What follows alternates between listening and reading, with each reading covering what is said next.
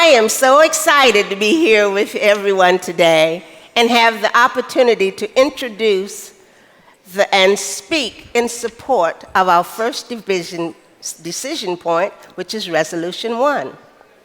This resolution reinforces our union's commitment to becoming an anti-racist organization.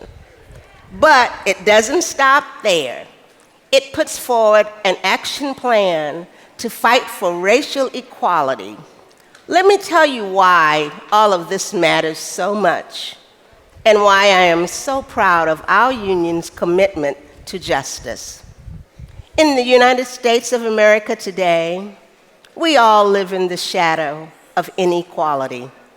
It is an inequality that is everywhere. This structural racism is ingrained in the fabric of America. Our society, our economy, our laws, and our democracy. And it is the product of our country's history. As the resolution notes, slavery was the law of the land for 246 years of the 397 years since the first colonists landed in what became the United States. For 361 years in Puerto Rico, 206 years in Canada, and 387 years in Brazil, the last country in the Western world to outlaw the practice. Hundreds of years of cruel treatment and control of Black people has left an undeniable and lasting mark. The majority of Blacks work for less than a living wage. Wealth accumulation is little or none from one generation to the next. Black people struggle daily for dignity, respect, and basic human rights in the face of workforce and housing discrimination, police intimidation and violence, and systemic mass incarceration. Our most terrible of legacies can be starkly seen in this persistent and pervasive structural racism impacting Black people throughout the hemisphere. The Black experience, spanning centuries and continents, proves that economic equity and racial equity are fundamentally linked. I live every day with this. We all do. Structural systemic racism impacts not just Black people, but all people of color, even as we struggle to hold our country accountable to its best ideals. Let me tell you how this terrible legacy of racism and inequality has affected my life.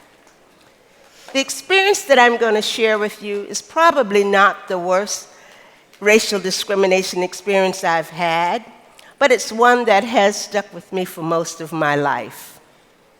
3 college roommates and I were looking for an apartment in San Jose, California.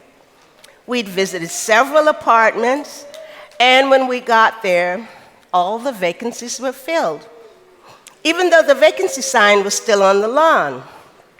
So we decided to use another tactic. I decided that I would call, verify the vacancy, set an appointment, and I did that with the manager. But before I hung up the phone, I said, just one thing. I just want to let you know that one of our roommates is a Black girl. And she said, oh, honey, that won't matter, because if she's nice enough for you ladies to let her live with you, then she's okay.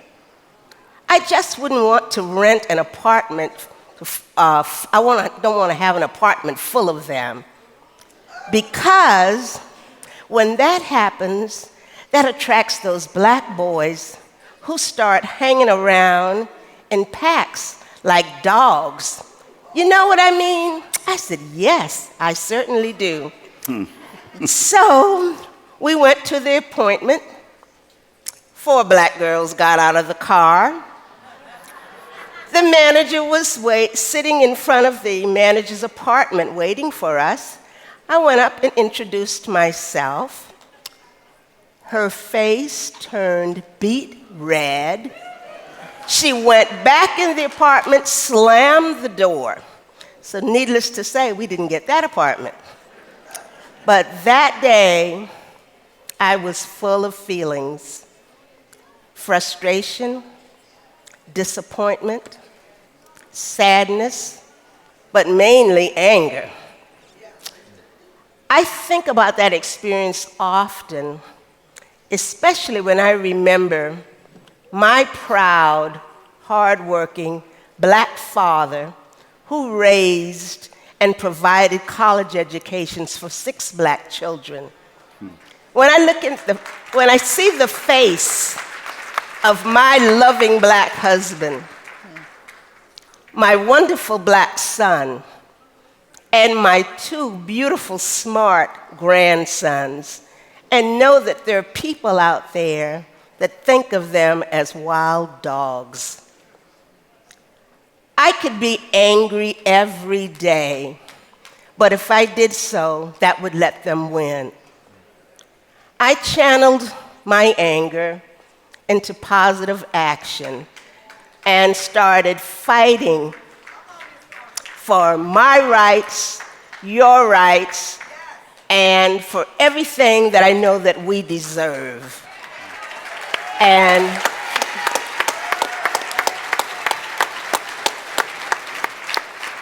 from that day forward, I decided I would not let anyone else define not only what I could do, but who I am.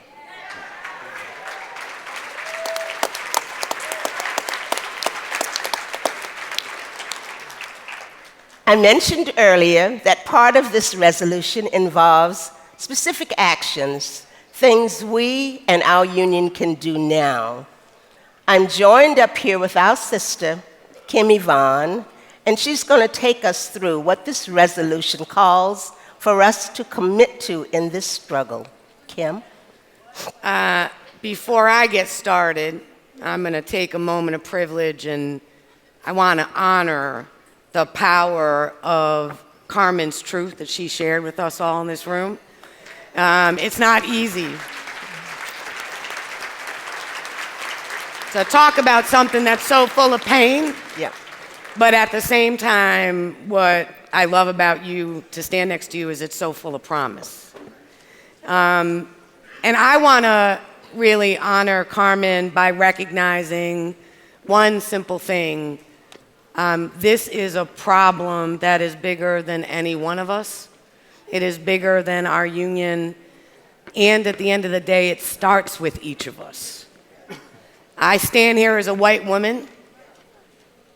And in our society, in the history, in the systems and structures that we navigate, we have all learned that I have more value because of the color of my skin than Carmen does. I haven't earned it. I've done nothing to deserve it. I didn't create those structures. No. And we didn't create that system or that history. But we have an absolute obligation to write a new history, brothers and sisters. Absolutely.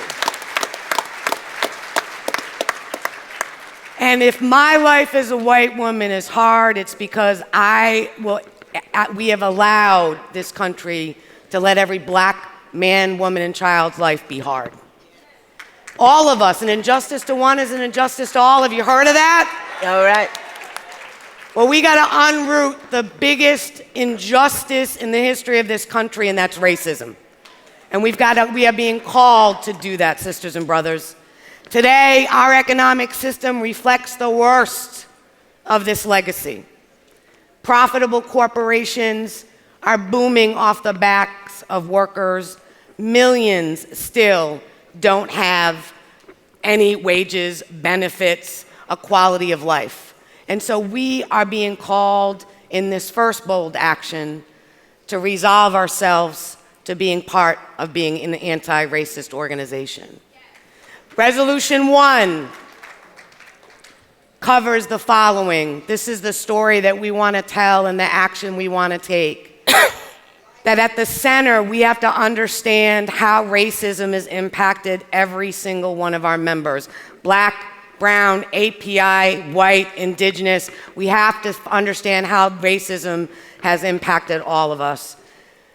We also need to make sure that our members are at the center of leading and guiding us through this journey. The third thing we want to make sure that we do is that we take a good look inside our organization before we look out about the change we want to make in the world, right? If we gotta walk our talk and lead, we gotta take a look inside first. And lastly, we all need the tools, right, Carmen? Yes. I don't feel equipped Absolutely. every day. We all need the tools, members, leaders, staff, to be able to lead on this journey. Absolutely. So, Resolution 1 calls for the following: to gather data, understand the impact of racism on our membership, and in order to understand where we are as an anti-racist organization and the impact of racial inequities on our membership, we want to assess our membership.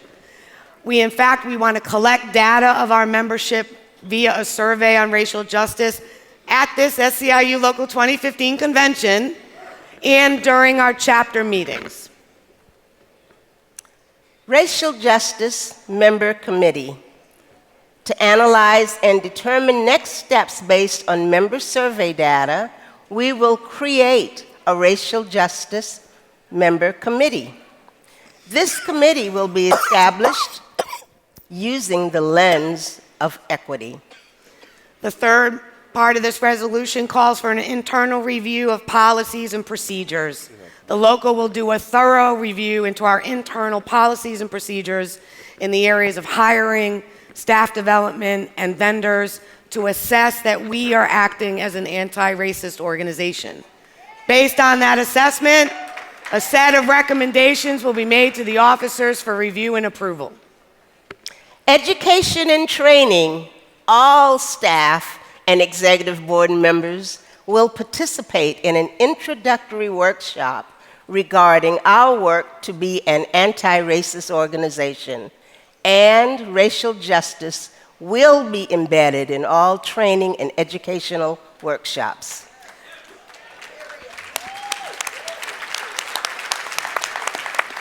Sisters and brothers, as you can see from these 4 steps, we intend to put into action the values we believe in, and in doing so, take the next steps in being an anti-racist organization that really, folks, helps us, guides us, leads the way for our members in this very struggle for justice for all. So let's take a moment to look at the copies of the resolution that are at your tables. And Madam Chair, I turn it over to you. Thank you.